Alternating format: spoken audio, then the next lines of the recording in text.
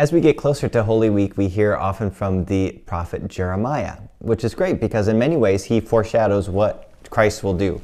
Jeremiah, this great prophet of the Old Testament, who is called in a challenging time to preach to the people of Jerusalem that they need to change their ways, they need to repent and come to believe in God again, return from their sin and return to God.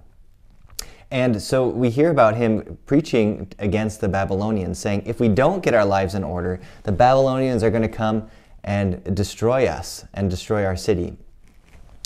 He is not listened to, but he continues proclaiming the message that he has been sent to proclaim. And as a result, he is mistreated, ignored, and what he has prophesied came to pass.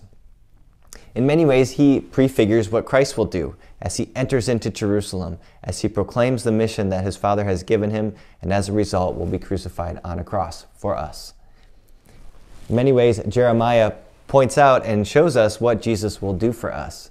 He kind of takes on the role of Jesus centuries before Jesus would do that. And it's been interesting during this Holy Week as we have been preparing for the Way of the Cross in Spanish, in the great Passion play that we've been preparing for, and as I've taken on the role of Jesus, how people have grown in their roles. I remember at first the soldiers were pretty gentle with me. They didn't really want to hit me because it was Father, right? Well, so just kind of little hits with a cord. Come on, we got to do this.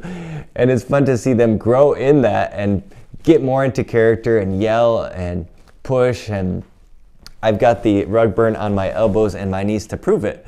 And that has allowed me to grow into my role as Jesus and to really understand it and know what it's like to have a cross fall on your head. It's been beautiful to see all of these different roles take shape and people grow in their role. In many ways, that's what we're challenged to do during this Holy Week. And I would invite you to imagine yourself in a different person who witnessed the crucifixion each day until Easter.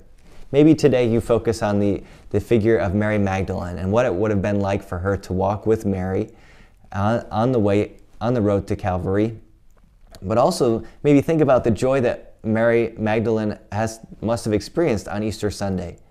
Or maybe you imagine yourself in the role of Simon and imagine all the different things he had to do that day, but yet was pulled into this story. And what went through his mind as he helped Jesus carry his cross? What was his belief like in that moment about who Jesus is? Or we might think about Simon Peter and think about how he denied Jesus. And what would that have felt like for him to deny his best friend in that most delicate hour? We're invited during this Holy Week to see the resurrection and the death of Jesus from lots of different vantage points. So I encourage you and challenge you to do that in this upcoming Holy Week. Because the beautiful thing is, as we move into those roles, as we put ourselves in their shoes, we also come to realize Christ who took our place on the cross.